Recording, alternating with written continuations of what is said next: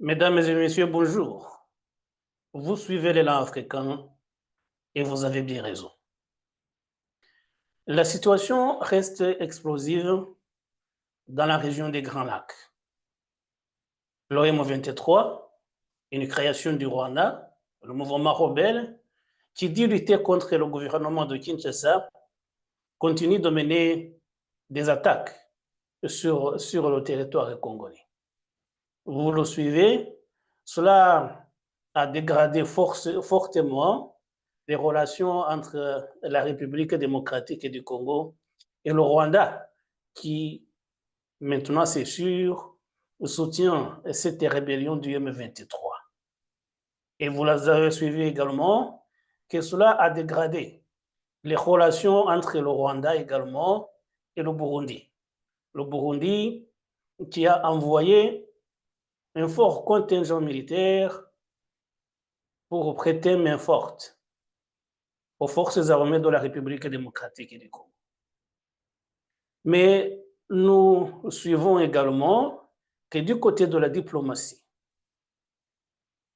le Congo a mené une offensive très importante qui a eu pour résultat que le Rwanda subit ces derniers temps des sanctions internationales de la part des puissances occidentales et que ces puissances exigent que le Rwanda retire son armée de la République démocratique du Congo. Et donc, c'est l'objet de ces sanctions dont nous entendons parler de plus en plus ces derniers temps.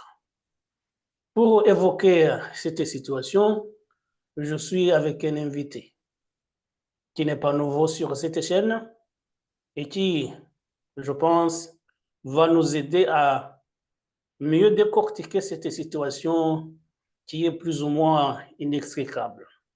Je suis donc avec Achille Kamana. Achille Kamana, bonjour. Merci Ça de faisait un me... moment C'est qu'on vrai. n'avait pas discuté sur cette chaîne. C'est vrai, ça fait longtemps. Oui, mais tu sais que tu es toujours le bienvenu. Et je te Effectivement, remercie d'avoir répondu à mon invitation. cependant, je te suis dans la majeure partie des émissions que tu réalises et je voulais encore une fois te féliciter pour l'initiative et le projet, l'élan africain.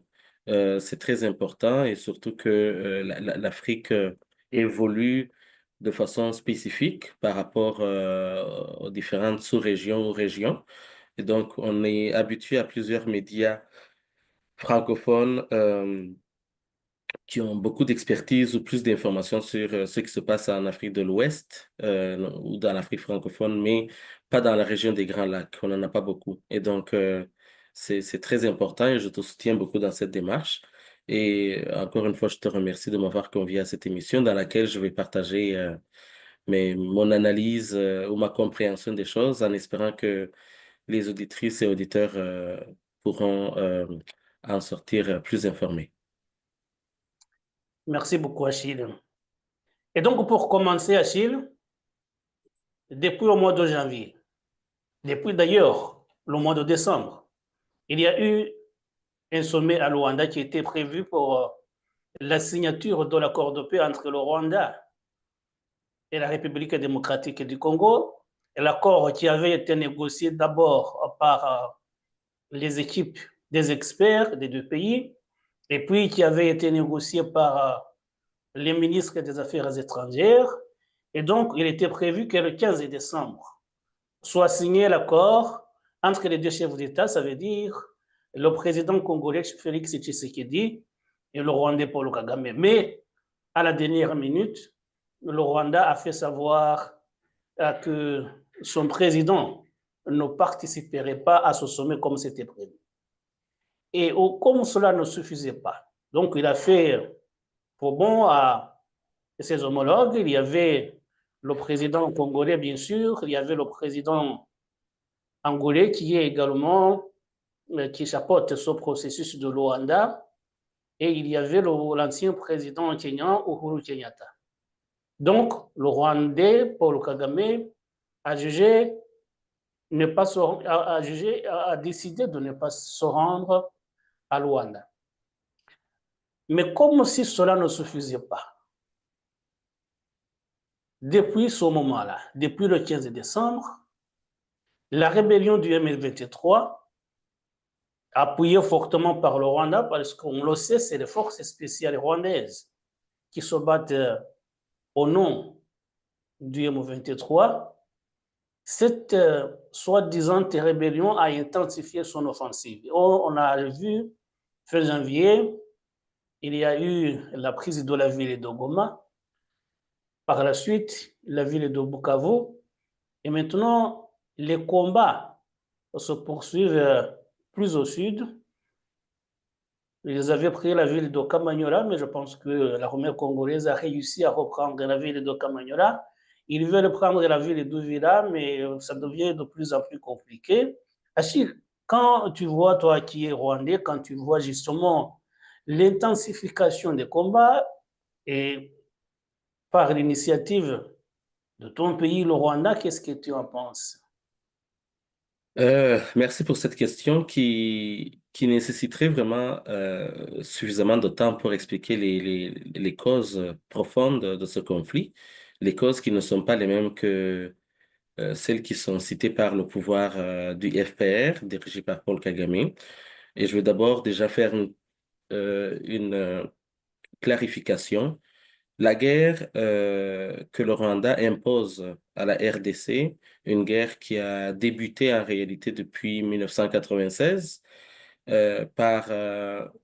suite au génocide et suite à la guerre civile qui a eu lieu au Rwanda de 90 à 94, qui a résulté à un flot de réfugiés qui s'est dirigé vers le Zaïre. Depuis 96, le Rwanda mène une guerre à la RDC. Cette guerre que le Rwanda mène, il ne la mène pas selon ce que la Constitution ou selon ce que l'État prévoit par rapport au fonctionnement de la République. C'est-à-dire que c'est une guerre que mène Paul Kagame et sa clique au détriment des besoins des Rwandais, au détriment de l'opinion des Rwandais. Et par là, ce que je veux dire que au courant de cette émission, toutes les positions que je vais assumer ou mon analyse, il faudrait vraiment comprendre que quand on parle du Rwanda, dans cette guerre, on parle vraiment du pouvoir de Paul Kagame, car il n'y a aucune instance qui représente le peuple qui a statué ou bien qui a approuvé cette guerre. Et donc, c'est une guerre qui vise à maintenir Paul Kagame dans son pouvoir et dans ses idées qui sont hégémonistes, qui sont motivées aussi par euh, des visées territoriales et plus aussi expansionnistes. Parce qu'on parle de la RDC, mais on parle aussi d'une imminente possible guerre entre le Rwanda et le Burundi. On en parle dans les médias rwandais, puis dans les médias de la sous-région. Et donc, c'est une guerre de survie de pouvoir pour Paul Kagame, c'est une guerre de survie de nation pour la RDC. Et c'est pour ça que beaucoup de Rwandais soutiennent la RDC, parce que on en a marre un peu du régime de, pas un peu, mais on en a marre vraiment du régime de Paul Kagame, qui, pour ce faire, euh, opprime, opprime à travers de graves violations des droits de l'homme la population rwandaise, qui n'a aucune voix euh, par rapport à ce qui se passe. Et les conséquences, en ce moment, qui sont les sanctions, on va en parler plus tard, vont plus toucher la population que le régime de Paul Kagame en soi. Mais il sera touché, mais la population va en payer un grand prix. Et donc, l'intensification des combats, suite à, je dirais, au refus de Paul Kagame de s'impliquer dans un processus de paix parce qu'il devait rencontrer ses homologues tels que tu l'as nommé dans ton introduction. Il devait rencontrer ses homologues le 15 décembre 2024. Il n'y est pas allé. Et suite à cela, dans ses discours, il semblait blâmer le président Lorenzo de l'Angola, il semblait blâmer le président Uhuru Kenyatta. Et je pense que c'est dans cette intervention qu'il traitait certains présidents d'idiots. Et donc, Paul Kagame ne va jamais s'investir dans un processus de paix. On le sait aussi au Rwanda, il y a eu des accords d'Arusha en 93, le 4 août 93, et ces accords ont été annulés ou sabotés par le fait que l'avion qui transportait le président Habyarimana a été abattu. Abattu par qui? Selon la majorité des recherches, ou selon la majeure partie des informations que nous avons, des informations qui viennent même du camp de Paul Kagame. C'est Paul Kagame qui a donné l'ordre d'assassiner l'ancien président Habyarimana. Et donc, c'est un homme qui ne connaît pas la voie diplomatique, qui ne connaît pas la voie de la paix. C'est la force qu'il connaît et c'est celle qu'il utilise. L'intensification des combats vient du fait que Paul Kagame a bâti un pouvoir qui dépend beaucoup des minéraux, surtout des minéraux stratégiques de la RDC. Le budget national du Rwanda est de 4 milliards. C'est ce que les recherches disent, 4 milliards de dollars par année. Sur les 4 milliards, le Rwanda reçoit 1 milliard, 200 millions de dollars venant des aides internationales. 800 millions de dollars viennent des impôts qu'on soutire à la population appauvrie. Et le reste, les 2 milliards, viennent, selon les recherches, effectivement, viennent du pillage des ressources naturelles ou des minéraux de la RDC. Et donc, c'est un pouvoir qui, à 50%, dépend de ce qu'ils volent et de ce qu'ils pillent en RDC. Ben, il n'y a pas le Rwanda, il y a aussi ceux qui achètent les minéraux que le Rwanda pille en RDC. Et donc, l'intensification de ces combats s'inscrit dans cette logique de se dire que cette région, l'est de la RDC, qui est très riche, qui regorge beaucoup de minéraux stratégiques, c'est de se dire, cette région, on ne va pas la lâcher parce que si on la lâche, nous, on est foutus. C'est un peu ça, la réalité. Et donc, l'intensification des combats, c'est aussi dirigé vers des sites où se trouvent ces minéraux. Le site de Rubaya, etc. En ce moment, ils essayent de dominer la région du sud Kivu, Bukavu et les environs. Et il se dit aussi que si la ville de Uvira tombe, la ville de Uvira sur la carte, elle fait face directement à la ville de Bujumbura, les gens soupçonnent et je pense que ces soupçons sont assez crédibles ou assez sérieux, soupçonnent que le Rwanda risque d'engager un combat directement avec le Burundi pour que l'armée burundaise qui va renforcer les FARDC en RDC soit obligée d'aller défendre le Burundi et du coup fragiliser la coopération militaire entre la RDC et le Burundi en RDC, ce qui leur faciliterait la tâche. Et donc, pour répondre directement à ta question, c'était prévisible et Paul Kagame ne va pas s'arrêter, il va falloir qu'on l'arrête. Mais quand tu entends le général James Kabarebe, qui est un très proche du président Paul Kagame, dernièrement, il a fait des déclarations, d'abord devant le forum des partis politiques, et puis la journée d'hier, je crois qu'il était devant le Parlement, les deux chambres d'ailleurs, le Sénat et la Chambre basse. Et lui, pour lui, le Rwanda a pris des mesures défensives parce que le Congo s'apprêtait à renverser le pouvoir rwandais, le pouvoir de Kigali, et il a d'ailleurs déclaré publiquement qu'en 2022, Félix Tshisekedi avait décidé de renverser le gouvernement rwandais avant la tenue de la réunion du Chogam. Quand tu entends une personnalité aussi importante au niveau politique et militaire au Rwanda, qu'est-ce que tu peux en dire, Achille? Les déclarations de James Kabarebe prêtent quand même un sourire. Il faut d'abord rappeler à l'opinion publique que Paul Kagame, pour s'asseoir ou bien pour renforcer son pouvoir, s'est entouré de certaines personnes qui ont des personnalités assez inquiétantes. Des personnes qui sont très bonnes dans le mensonge, dans la manipulation, des personnes qui ont trahi leurs collaborateurs, qui ont trahi euh, leurs euh, leurs compatriotes, qui ont même trahi certains hauts gradés du FPR ou bien de l'armée patriotique rwandaise depuis 92 ou même 90. Et donc, nous qui connaissons James Kabarebe et qui connaissons aussi les acolytes de Paul Kagame, nous savons très bien que ce qu'ils disent sont des mensonges.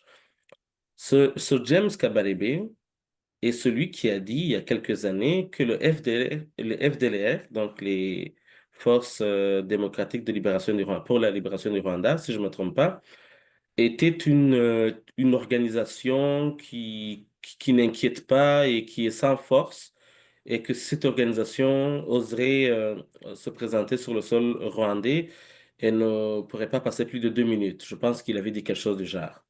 Ce James Kabarebe est celui qui a dit l'année passée ou l'année précédente, 2023-2024, lors d'une conférence avec les Rwandais, c'est celui qui a dit, écoutez, chers concitoyens et chers concitoyens rwandais, nous avons ravagé toute la sous-région. Vous n'avez pas le choix de rester au Rwanda et de vous battre au Rwanda parce que vous n'avez aucun endroit, aucun pays ne va vous accueillir. Vous avez fait du mal à toute la région. Ce James Kabarebe est celui qui a dit que Paul Kagame, qui est le chef de leur commandement, Chief in Command, tel qu'ils le disent en anglais, est celui qui leur a dit de créer une armée qui est une killing machine, et que partout où il passerait, rien de vivant ne devrait y rester.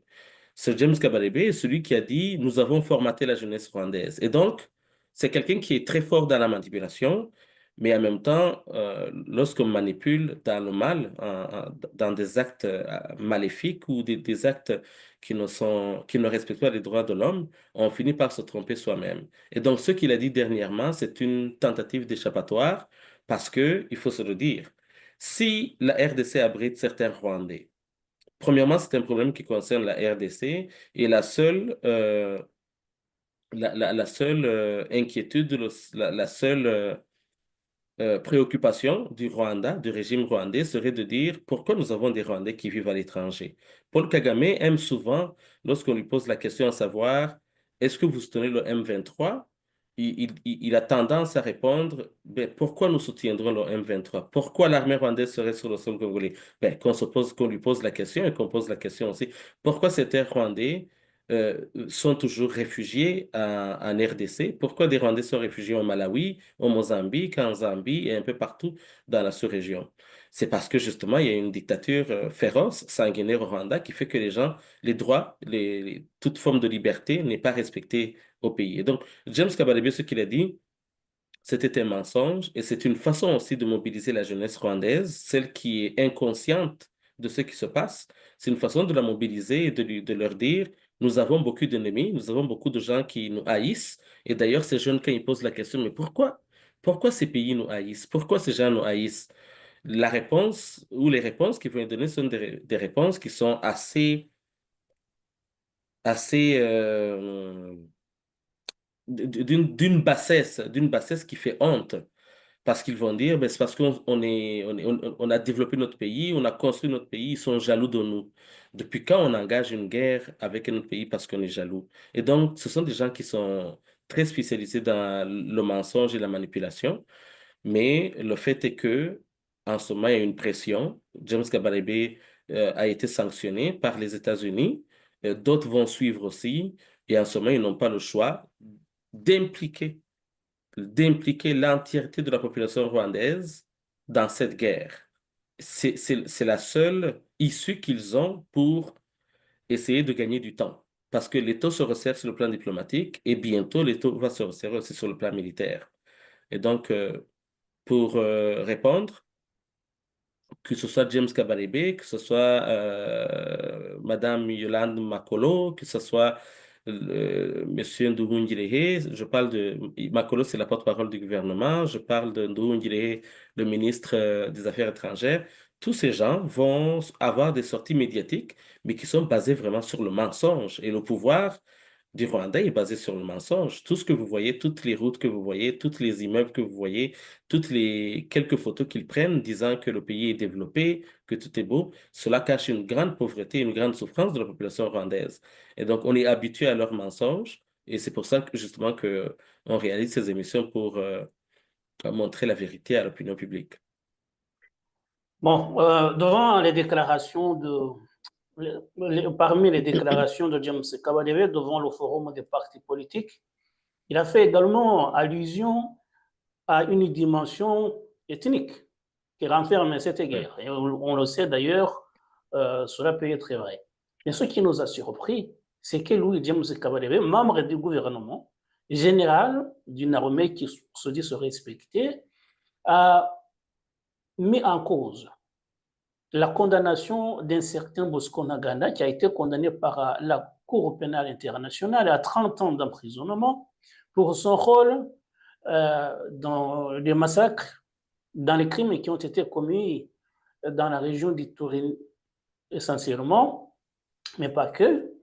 Et puis, pour lui, James Kabarebe, si Bosco Ntaganda a été poursuivi, c'est parce qu'il est membre de l'ethnie Tutsi. Pour lui, son combat, c'était de protéger la communauté Emma, qui est apparentée aux Tutsi, et donc il a été condamné pour cela, et non pas parce qu'il a commis des crimes. Et quand tu entends quelqu'un qui occupe de telles fonctions mettre en cause des décisions de la justice internationale, qu'est-ce que tu en penses, Achille?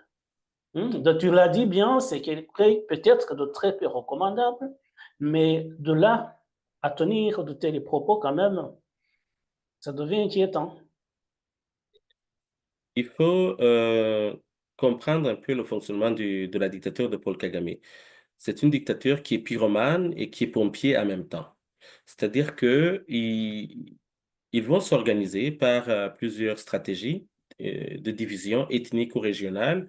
Je pense que ceux qui suivent l'actualité ont récemment vu qu'au-delà de dire les Tutsis sont marginalisés en RDC, les rwandophones sont marginalisés en RDC, on commence à parler des swahiliphones qui sont marginalisés. Tout ça, ce sont des tentatives, c'est ce que les gens appellent le poison médiatique ou le poison du Rwanda sur les réseaux sociaux. Mais moi, je ne suis pas surpris par les déclarations de James Kabarebe concernant cette instrumentalisation de l'ethnie Tutsi. Il faut rappeler avec beaucoup de sérieux, il faut rappeler que lorsque le président Kagame a décidé d'abattre l'avion qui transportait le président Biarimana, il savait très bien qu'il venait de déclencher un drame au Rwanda, un drame qui a emporté euh, un peu- à peu près 800 000 morts du côté Tutsi et plusieurs millions de Hutus. Donc, il le Ça, savait c'est les très bien. chiffres de l'ONU, mais normalement, c'est beaucoup plus que ça. Et effectivement, je Bon, parle pas que vraiment les des chiffres Tutsis, que mais les morts qui ont eu en on peut aller jusqu'à 94 quand 3, même. on peut aller jusqu'à 3 millions ou 4 millions, mais Voilà. ils sont nombreux. Mais ce que je veux dire, c'est que l'ethnie Tutsi a été instrumentalisée, c'est devenu un outil pour Kagame. Partout où il va, il parle de génocide. Lorsqu'on lui parle des droits de l'homme, il va parler du génocide de 1994. Lorsqu'on lui parle des atrocités qui sont en train d'être commises en RDC, il va parler des Tutsis. À chaque fois, le mot Tutsi revient. Pourquoi? Pour eux, parler du mot Tutsi, c'est une façon de se victimiser, c'est une façon aussi de créer un ennemi imaginaire. C'est comme ça que les dictatures fonctionnent en général. Lorsqu'elles sont sous pression, elles vont essayer de rassembler la population ou une partie de la population sous une théorie imaginaire d'un ennemi qui est imaginaire. Et ça se véhicule parce que après les élections de la mascarade électorale de l'année passée au Rwanda, quand Paul Kagame a soi-disant gagné les élections à plus de 99%, on a entendu Tito Rutaremara, qui est un haut cadre du FPR, dire qu'il y a une idéologie de haine contre les Tutsis dans la région des Grands Lacs. On a entendu James Kabarebe dire la même chose, on a entendu le ministre de l'Unité, et je ne sais pas quoi, je ne sais pas comment on le nomme, mais le ministre de l'Unité, Monsieur Jean Damascène Bizimana, on l'a entendu dire qu'il y a une inquiétude dans la sous-région parce qu'il y a une haine contre les Tutsis. Et donc, c'est une façon d'attiser la haine, de créer des ennemis, mais aussi de manipuler l'opinion internationale comme ils l'ont fait depuis longtemps. Et c'est pour ça que James Kabarebe ose dire à haute voix, parce que là, il est sanctionné, il n'a plus rien à perdre. Ce qu'il attend, c'est la justice, hein. Euh, il va devoir faire face à des accusations à un moment donné. Surtout que les démarches de mise en place d'un tribunal spécialisé en RDC est en train d'être mises en place. Et rappelons que James Kabarebe, en 96, lorsqu'ils ont vaincu le pouvoir de Mobutu, président du Zaïre, il a été nommé chef d'état-major, un Rwandais qui a été nommé chef d'état-major dans un autre pays. Et donc, il n'a plus rien à perdre, ils vont continuer à mentir, mais c'est ce qu'on voit à Nice. L'année passée, on a entendu, on a lu dans les médias, plusieurs rescapés Tutsis ont été assassinés au Rwanda et cela a été attribué à des personnes qui auraient l'idéologie ou bien qui auraient hérité de l'idéologie génocidaire. C'est ça leur marque de fabrique, c'est ça leur marketing et c'est pour ça que beaucoup de Tutsis rescapés ou d'autres personnes qui sont conscientes ou qui sont réfléchies disent assez, c'est assez, arrêtez de continuer de tuer ces gens-là à des fins d'instrumentalisation. Et donc, il faudrait que les gens comprennent que ce régime a bâti sa force sur le génocide contre les Tutsis, sur le mot Tutsi, et jusqu'à présent, il continue à l'utiliser. Toutefois, je pense qu'il voit que ça ne fonctionne pas parce que si ça fonctionnait, il n'aurait pas financé, il n'aurait pas soutenu la mise en place de l'AFC, de Corneille Nangaa. En fait, amener Corneille Nangaa dans ce conflit est une façon de le nationaliser, est une façon de nationaliser le conflit en le sortant de cette dimension ethnique qui ne concerne que les Tutsis ou les rwandophones et en disant qu'il y a des Congolais qui ne sont même pas des Tutsis ni des rwandophones, qui sont aussi marginalisés et qui veulent avoir plus de droits ou bien qui veulent être considérés à titre égal que les autres communautés congolaises. Mais tout ça n'est que mensonge. Et on est habitué à cela et ça va continuer. Et on a vu effectivement, le Rwanda accuse tous ceux qui sont,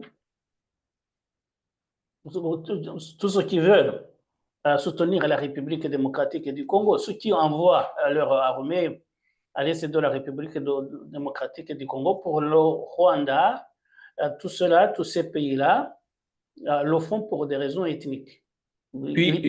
Effectivement, et puis il faut rappeler que euh, par sa volonté, de maintenir une force, une mainmise sur l'est de la RDC, Paul Kagame utilise plusieurs stratégies, il utilise plusieurs prétextes. Le premier prétexte, en 96, c'était celui de rapatrier les réfugiés rwandais qui avaient fui au Zaïre, mais aussi de neutraliser l'ancienne armée rwandaise et les milices Interahamwe qui sont responsables du génocide contre les Tutsis en 1994. Suite à cela, lorsque ça n'a pas fonctionné, quand le président Laurent Désiré Kabila a découvert la mascarade et qu'il s'y est opposé, il a payé le prix cher parce qu'il a été assassiné aussi. Ce qui a été fait, c'est de commencer à mobiliser les communautés congolaises qui parlent Kinyarwanda ou qui se nomment comme étant Tutsi. Ils se sont mobilisés, ils ont créé plusieurs armées, plusieurs groupes armés, CNDP, etc. Et c'est de là que pas maître, que Bosco Ntaganda lui-même a fait partie. Bosco Ntaganda qui avant d'être traduit devant la cour à La Haye est passé par Kigali.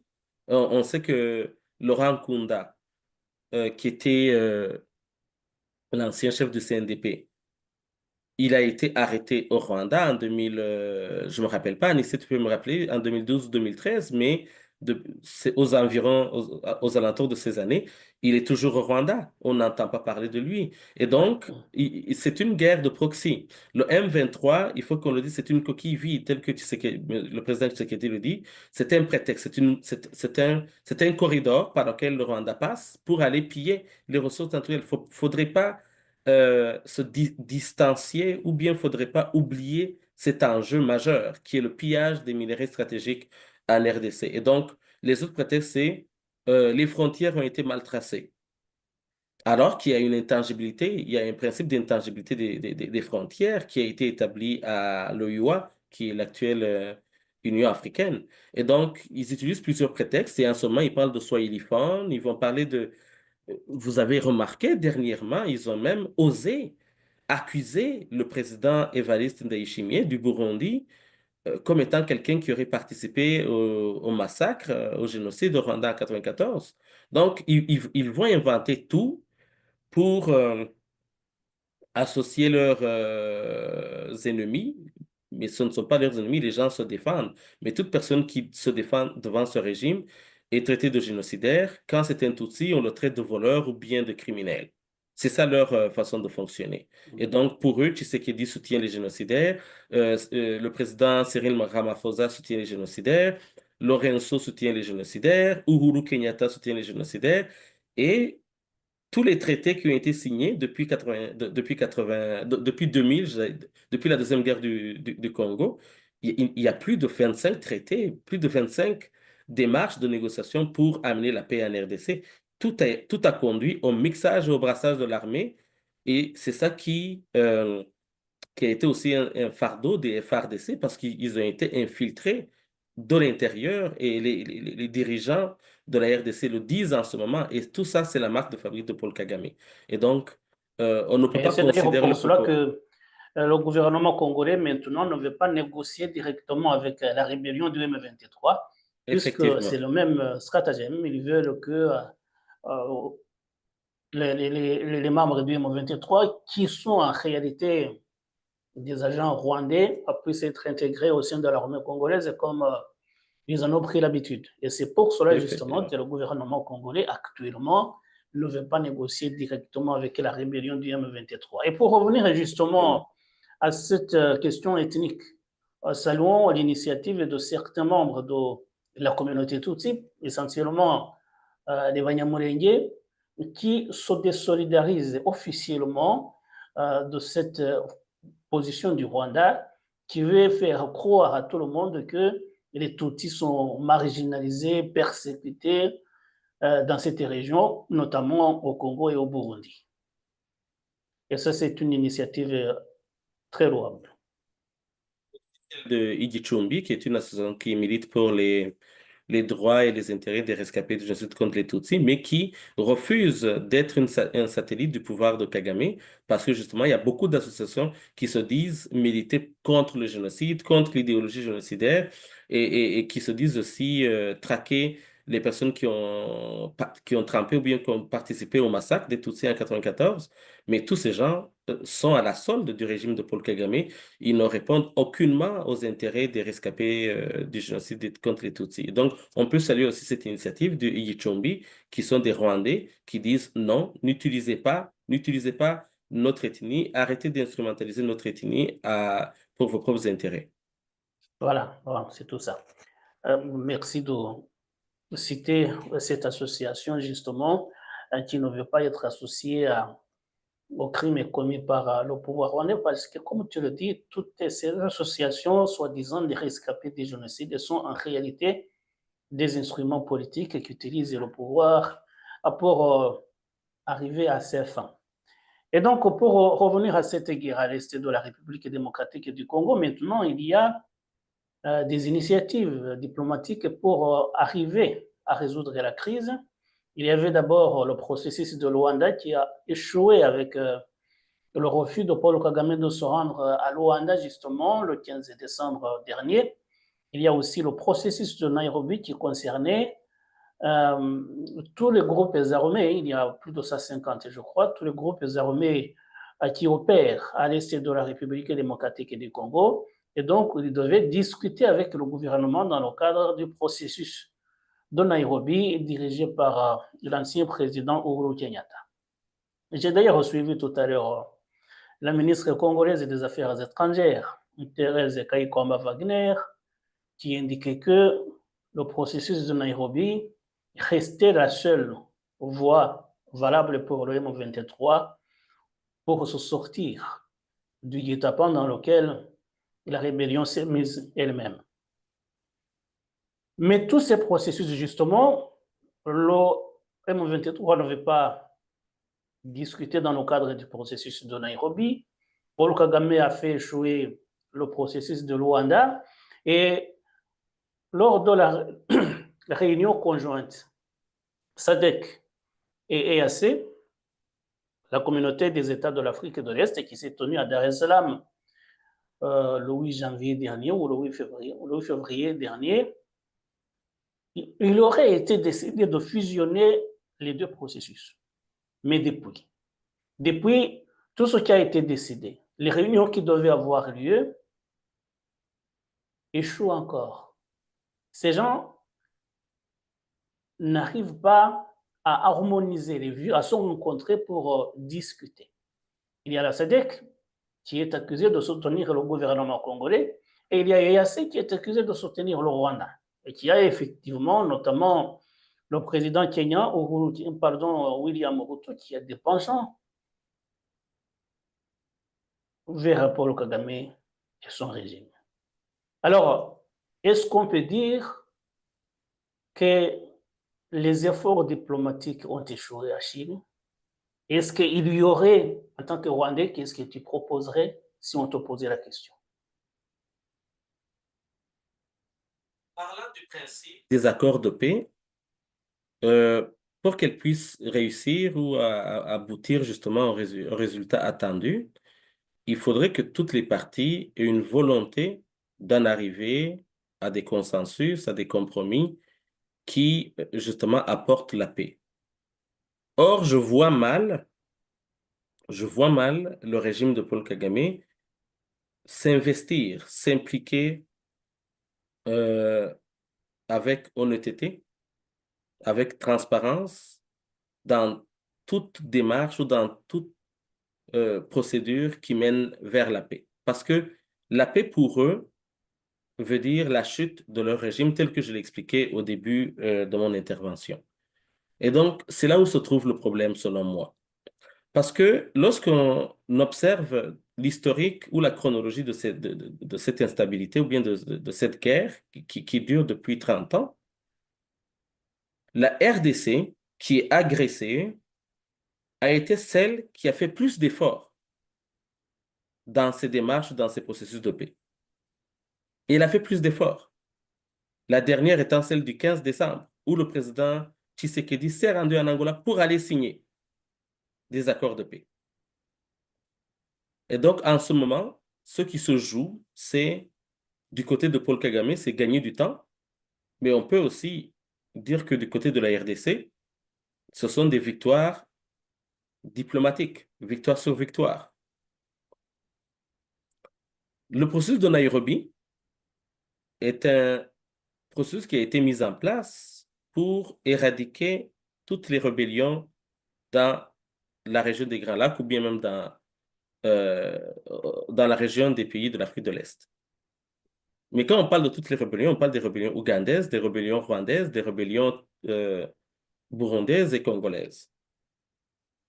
Le processus de Nairobi prévoit une feuille de route, des démarches, étape sur étape. Pour les rebelles congolais, pour ceux qui ont pris des armes, mais qui sont des Congolais, ce processus prévoit d'arrêter les hostilités, le désarmement, le cantonnement et l'insertion dans la vie normale, l'insertion sociale de ces miliciens. Mais ce même processus prévoit que pour les autres rébellions qui sont étrangères, on peut citer les FDLR ou les autres groupes rwandais qui sont armés, il est prévu que ces groupes s'asseyent justement sur la même table de négociation pour discuter d'une feuille de route de comment est-ce que ces rebelles pourraient déposer les armes, rentrer au Rwanda, mais rentrer dans un pays où leurs droits seraient respectés. Parce que le régime du Rwanda n'arrête pas de les traiter sans équivoque et sans aucune distinction de génocidaires. Or, on sait que parmi ces gens-là, il y a des gens qui sont nés après le génocide.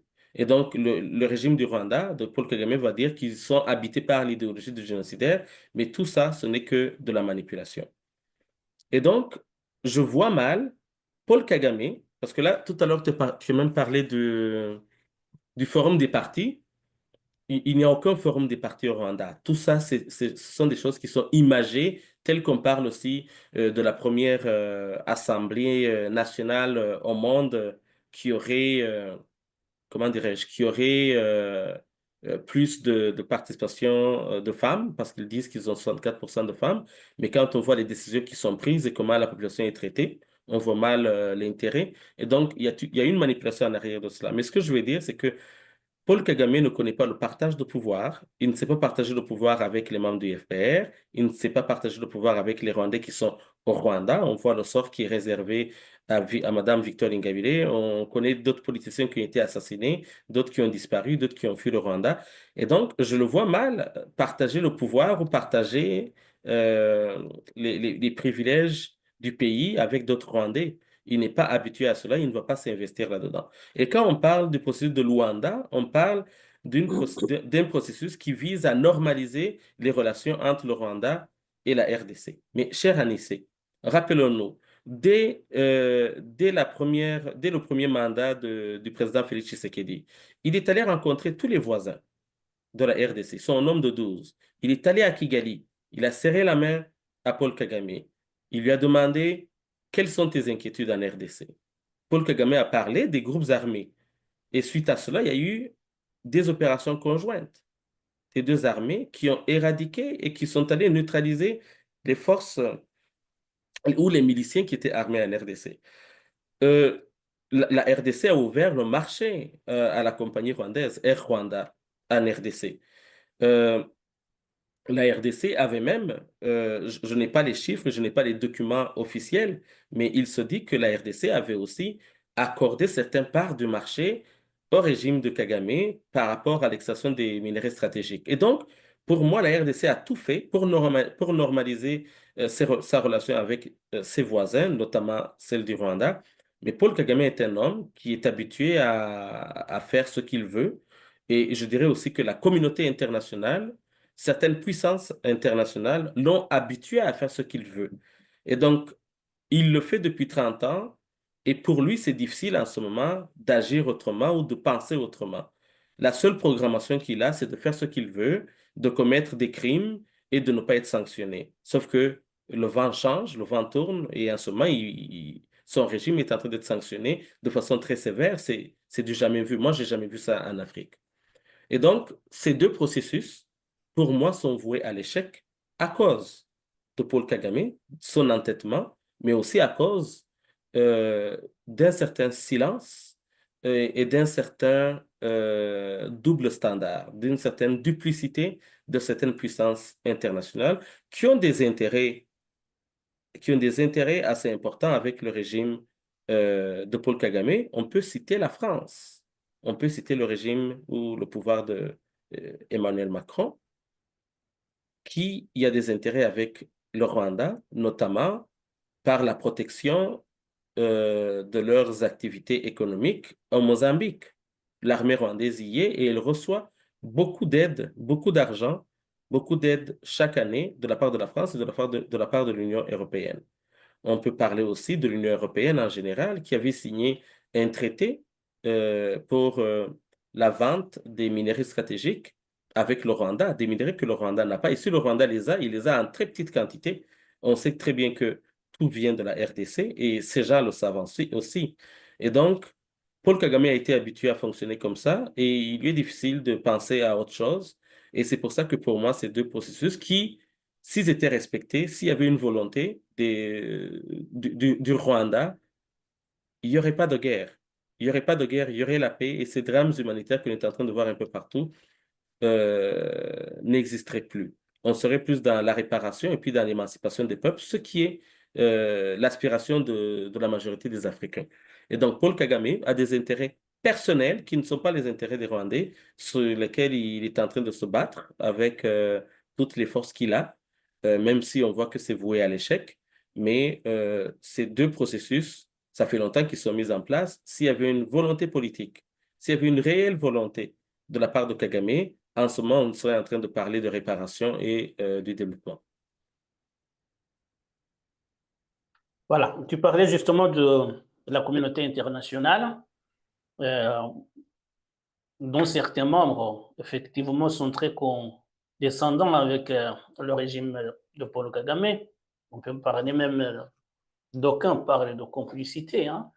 Euh, Maintenant, on en est au chapitre des sanctions, puisque Paul Kagame fait la sourde oreille à tous les appels lui demandant de retirer son armée de la République démocratique du Congo. Et donc, beaucoup de puissances ont commencé à prendre des sanctions. On a vu d'abord, d'abord, on a certains pays ont convoqué l'ambassadeur du Rwanda dans leurs capitales respectives pour explication. Il y a eu maintenant les États-Unis qui ont pris la décision de sanctionner James Kabarebe et le porte-parole du M23.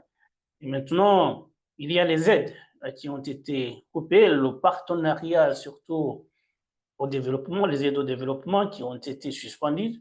À tout cela, justement, on voit qu'il y a une volonté de faire pression sur le président rwandais. Et toi, tu dis que Paul Kagame, justement, est entêté. Sans tête, il est têtu, on le sait. Est-ce que tu penses que ces sanctions peuvent euh, lui faire changer d'avis? Oui, je pense que oui. Je pense que oui, même si il l'a cité à plusieurs reprises, il a dit qu'il n'avait rien à perdre. Dernièrement, dans sa dernière sortie sur CNN, on lui a demandé si son armée était sur le sol congolais. Il a dit qu'il ne savait pas. On lui a dit, mais vous êtes le chef des armées? Il a dit, oui, mais il y a beaucoup de choses que je ne sais pas. Beaucoup de gens se sont posé la question sur pourquoi il a répondu comme ça. Pour moi, c'est la crainte de ces sanctions. Avouer que son armée est sur le sol congolais, c'est quelque part aussi un jour faire face à des questions et à des sanctions parce que son armée commet des exactions. Dernièrement, ils sont allés dans un hôpital, ils ont enlevé des malades, ils ont tué des bébés. C'est documenté par les Nations Unies, c'est documenté par les instances, certaines instances, certaines organisations des droits de l'homme. Et donc, il sait qu'il est sous pression. Mais toutefois, il a du mal, il a des difficultés à accepter la nouvelle réalité qui va conduire aussi, à mon avis, hein, à la fragilisation ou à la chute de son pouvoir. Pourquoi? Ces sanctions, on l'a très bien dit, si elles sont suivies par une montée en puissance de l'armée congolaise qui éventuellement sera en mesure de sécuriser tout le territoire national, d'où viendront les 2 milliards que le Rwanda soutire du pillage des minerais de la RDC? Et si toutes les aides sont coupées, le 1 milliard 200 millions de dollars d'aide internationale sera coupé. Le Rwanda ne pourra survivre avec 800 millions de dollars qu'il soutire à la population rwandaise, sachant que c'est un pays qui est sous-développé, qui vit de la pauvreté, un pays qui reçoit des aides pour la malnutrition des enfants, un pays qui n'a pas, qui n'a pas tout simplement un système économique solide parce qu'il n'y a pas de production, il n'y a pas de... le Rwanda n'a pas une économie solide. C'est une économie qui est basée sur le tourisme et même ce tourisme serait mis en péril parce que dernièrement, il y a aussi des démarches qui visent à demander à certaines équipes, notamment l'Arsenal FC en Angleterre, le Paris Saint-Germain en France et le Bayern Munich en Allemagne. On est en train de leur demander de se dissocier des régimes qui commettent des crimes en RDC, et un régime dictatorial qui fait couler du sang. Et donc, il y a beaucoup de sources de financement de ce régime qui sont en train d'être coupées et qui vont être coupées.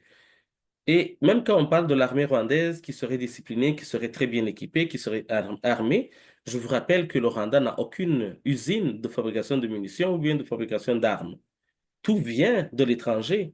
Et il se dit en ce moment qu'il y a même je ne sais pas si c'est vrai, mais je dois suivre cette information, mais il se dit qu'il y a aussi il y a la possibilité qu'au niveau militaire, sur le plan de l'armement, le Rwanda soit sanctionné et qu'on refuse de leur vendre des armes ou de leur donner tout soutien sur le plan militaire. Et Une sorte donc, d'embargo. une sorte d'embargo. Et donc, où est-ce qu'ils vont trouver leurs munitions? Où est-ce qu'ils vont trouver ces armes? Et des armes qui sont étrangères, qui ne sont pas des armes de fabrication made in Rwanda. C'est des armes qui sont fabriquées ailleurs. Donc, ces sanctions vont nécessairement avoir un impact. Mais rappelons, cher Anissé, comment Paul Kagame a bâti son pouvoir au Rwanda. Il l'a bâti sur une forme d'hégémonie. Il a fait comprendre à son entourage, à sa garde rapprochée, qu'il était l'homme de la situation, qu'il est capable de tout contrôler dans le monde, qu'il est capable de contrôler l'ONU, qu'il est capable de contrôler l'Union africaine, qu'il est capable de contrôler l'EAC, qu'il est capable de contrôler l'Union européenne. Il leur a fait comprendre qu'il est un homme solide, a des pouvoirs immenses. Or, son numéro 2, il faut se le dire, James Kabarebe, vient d'être sanctionné. Il y a 2 ans, il y a André Nyamvumba qui a été sanctionné aussi. Et donc, finalement, il faut se poser la question, on est tous des humains. Qu'est-ce que ces gens, qu'est-ce que l'entourage de Kagame est en train de penser en ce moment? Est-ce que, en réalité, ils ont la même logique et ils ont les mêmes pensées que lui? Je ne pense pas. Je pense que certains ou en tout cas, quelques-uns parmi eux sont en train de se dire, qu'est-ce qu'on va faire de ces sanctions vu que notre sauveur n'est plus à mesure de nous sauver? Et donc, ça, c'est une autre forme de fragiliser le régime de Paul Kagame sur le plan psychologique. L'image qu'il a montrée à son entourage et qu'il a montrée aux Rwandais, les Rwandais sont en train de voir que ça ne fonctionne pas. L'année passée, on lui a posé la question par rapport aux possibles menaces de la guerre au Rwanda. Il avait dit à la population, allez-y tranquillement chez vous, dormez. Dormez, n'ayez aucun problème. Et on a vu lors de la prise de Goma, des balles ont sifflé à Gisenyi dans la ville de Rubavu. Il y a eu des morts, il y a eu des blessés rwandais à qui Kagame avait donné l'assurance en décembre qu'ils pouvaient rentrer chez eux, faire leurs activités économiques ou quotidiennes tranquillement, sans aucune crainte, parce qu'il est là pour les protéger. Dans toutes les campagnes depuis 2003, Paul Kagame ne cesse de dire la sécurité. Nous vous avons donné la sécurité. Le Rwanda est un pays sécur. Les Rwandais sont sécurisés. Nous assurons la sécurité des Rwandais. Et en ce moment, les Rwandais ne croient plus en Paul Kagame. Bon, il y a beaucoup qui n'ont pas cru en lui, mais ceux qui croyaient en lui en ce moment ne croient plus en lui, d'autres sont en train de douter, incluant des gens de sa garde rapprochée. Et donc, cela va fragiliser encore le régime. Et finalement, un régime qui n'a pas de moyens pour subvenir aux besoins de la population. Même si le Rwanda, le régime de Paul Kagame ne subvient pas aux besoins de la majorité de la population, ils subviennent aux besoins d'une minorité, d'une partie de la population, des gens qui sont privilégiés, mais ces gens aussi vont perdre beaucoup de choses. Et comment est-ce qu'ils vont continuer à travailler pour Paul Kagame? Toutes les sources de financement que Paul Kagame utilise pour la manipulation au sein des médias internationaux, pour aller exposer euh, la magie qu'il a utilisée pour sortir le Rwanda d'un trou, du génocide, etc. Tout cet argent, il va le trouver où? Est-ce qu'il va utiliser son argent personnel? Même s'il l'utiliserait, ça durerait combien de temps? L'argent qu'il utilise pour aller traquer les opposants à l'étranger, empoisonner des gens, commanditer des assassinats à l'étranger. Où est-ce qu'il va le trouver? Et donc, c'est un régime, par ces sanctions, qui est en train d'être fragilisé. Et au-delà des sanctions, normalement, un régime qui est dirigé par des personnes conscientes, qui sont rationnelles, et quand on parle de rationalité, on parle de gens qui sont en contact réel avec la réalité.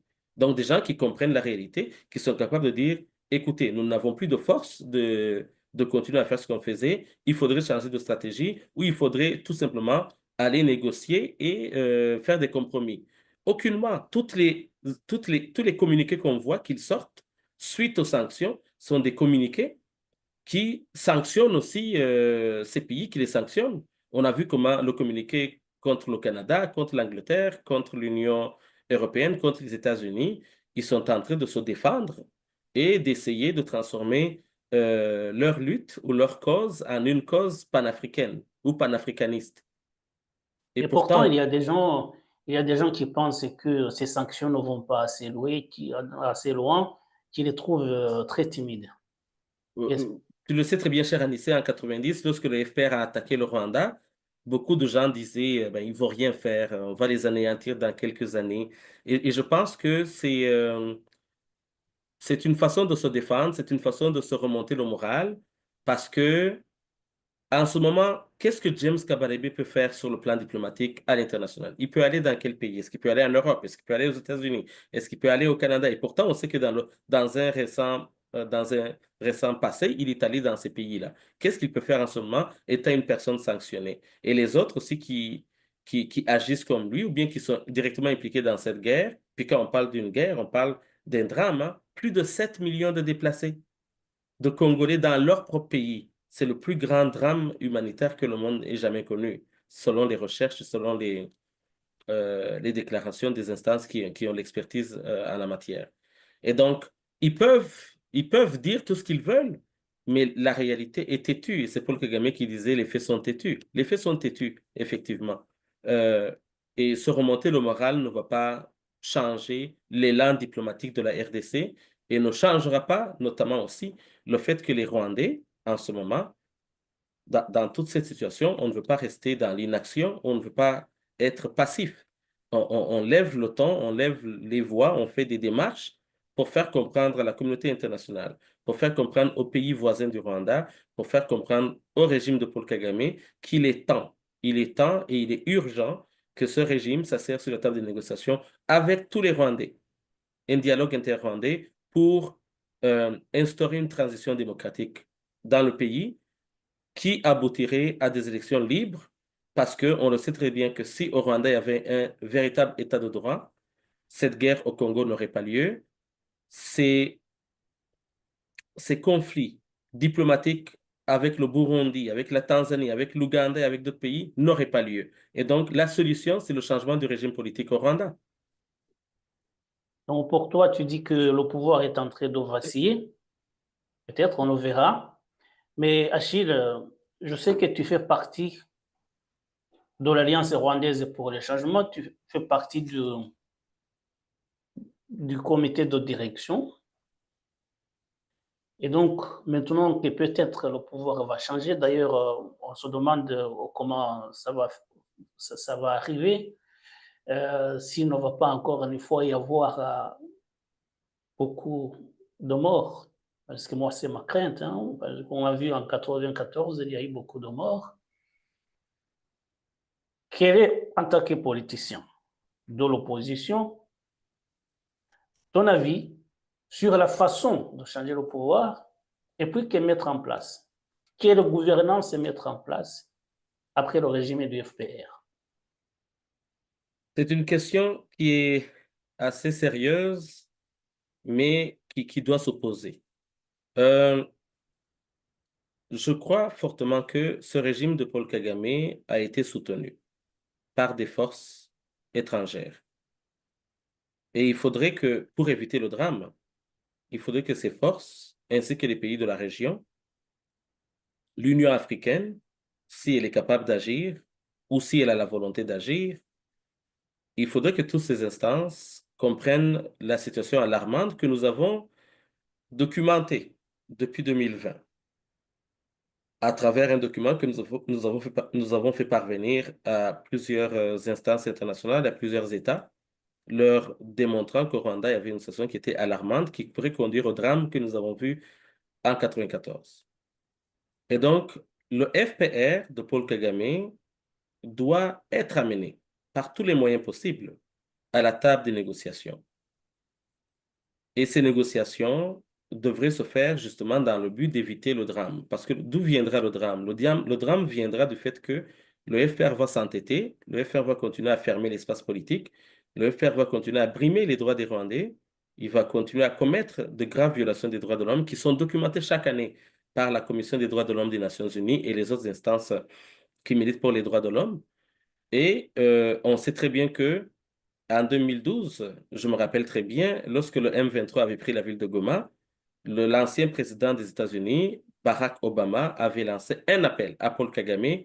Il lui a demandé de retirer son armée de Goma et Paul Kagame s'est exécuté. Donc, on le sait très bien qu'il y a des gens, il y a des instances, il y a des États qui ont une très grande influence sur ce pouvoir et qui sont capables de lui dire stop, et puis on s'en va vers des négociations pour assurer justement une transition démocratique au Rwanda. Comment elle se produirait? Il faudrait qu'elle soit inclusive de tous les Rwandais, parce que nous avons tous des droits égaux.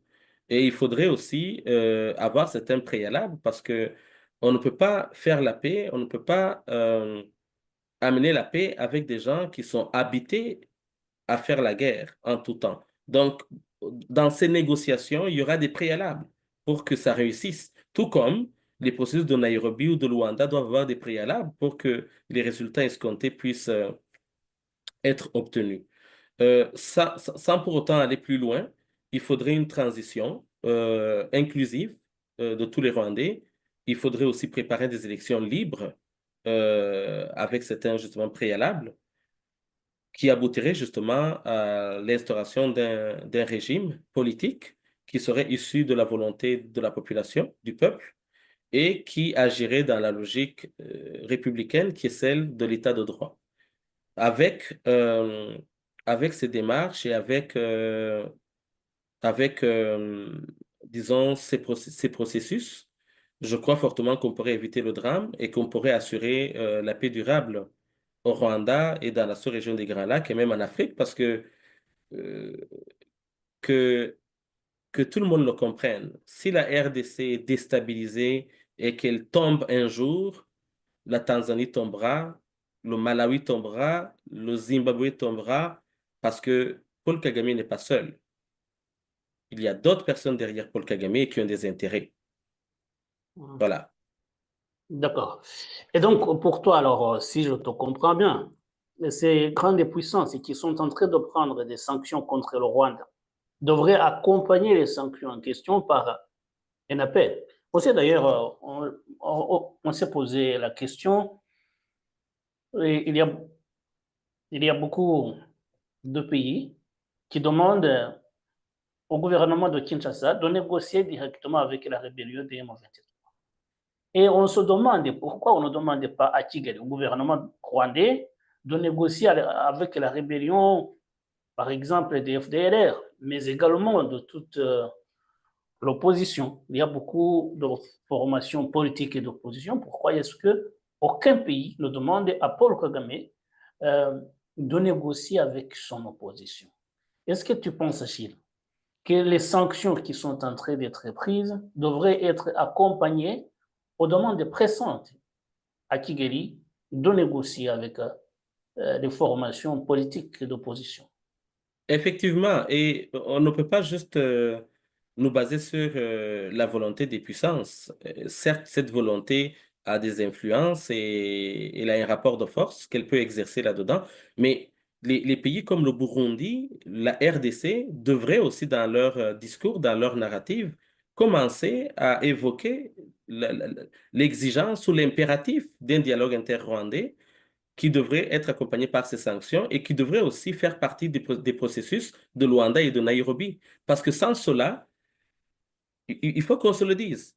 Tant et aussi longtemps que Paul Kagame sera au pouvoir au Rwanda, tous les pays de la sous-région seront menacés sur le plan sécuritaire.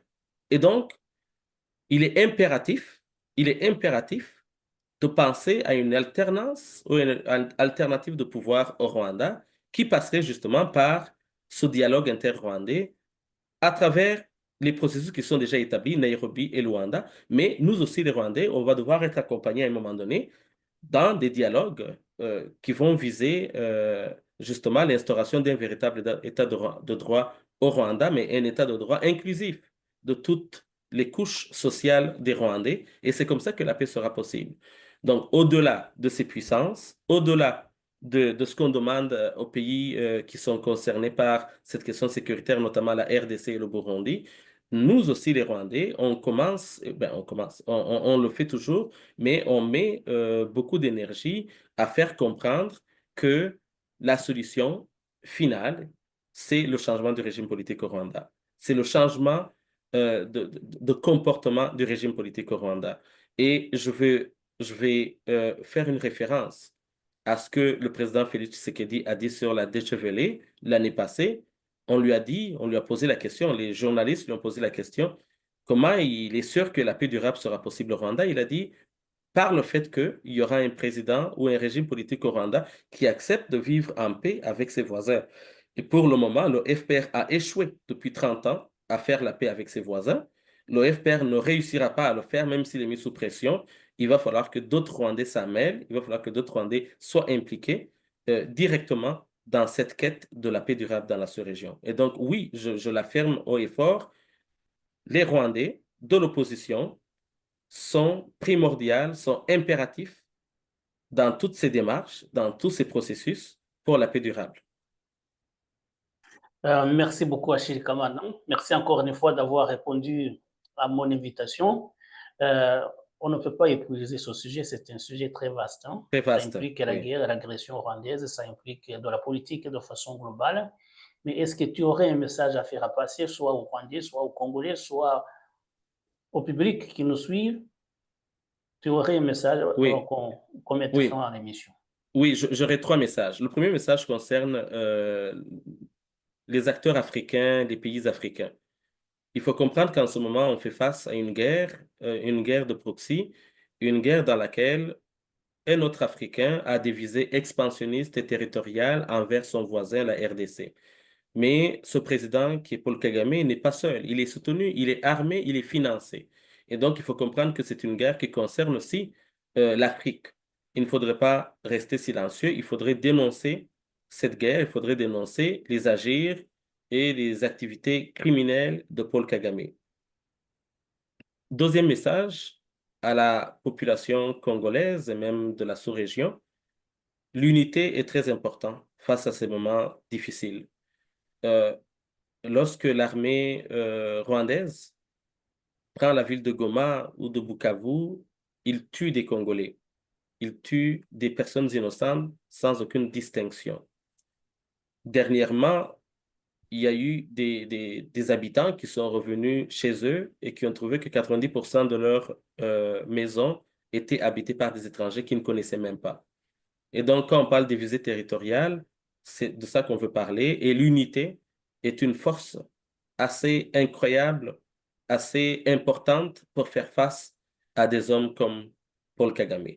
Et aux Rwandais qui veulent la paix, qui veulent le changement politique, qui veulent vivre en paix avec leurs voisins, il est temps d'unir nos forces d'une même voix pour exiger justement ce dialogue inter-rwandais, pour exiger de faire partie de ces processus et d'assurer une transition au Rwanda qui pourrait nous permettre d'instaurer un véritable état de droit au Rwanda basé sur les valeurs de la République. Et c'est à ce moment-là que nous allons pouvoir vivre en paix avec nos voisins, mais aussi développer des partenariats gagnant-gagnant avec nos voisins pour répondre aux besoins de nos populations respectives. Et en ce moment, on ne parle plus de développement étatique au Rwanda, au Rwanda ou en Afrique, on parle des développements régionaux et sous-régionaux. Et donc, on est voué à travailler ensemble, on est voué à vivre ensemble, on est voué aussi à partager ce que nous avons ensemble pour le développement et l'émancipation de nos peuples. Et enfin, n'oubliez pas que lorsqu'on voit des jeunes Africains mourir dans la Méditerranée en voulant traverser la Méditerranée pour atteindre l'Europe, c'est parce que justement dans leur pays, leurs besoins ne sont pas répondus. Il y a des dictateurs qui les oppriment avec toutes les formes d'oppression qui existent. La pauvreté est aussi une forme d'oppression. Et donc, pour que cela s'arrête, il va falloir que les régimes politiques en Afrique, notamment, nous on parle du Rwanda, aussi changent. Et il faudrait que le ton soit levé. Il faudrait aussi que les sacrifices nécessaires soient faits pour qu'on puisse y arriver parce qu'il va falloir beaucoup de force et beaucoup d'énergie. Merci. Merci encore une fois, Achille. Tu sais bien que tu es toujours le bienvenu sur cette chaîne et j'espère que tu répondras aussi positivement à notre prochaine invitation. Ça m'a fait plaisir de participer à cette émission et il me fera plaisir de répondre à ta prochaine invitation. Je te remercie. Et voilà, mesdames et messieurs, nous sommes à la fin de l'édition de l'émission de ce jeudi 6 mars 2025. J'étais avec mon invité de marque, Achille Kamana, qui a, je pense, largement répondu aux interrogations que nous avions. Merci donc de votre attention. À très bientôt pour d'autres sujets. Au revoir et à bientôt.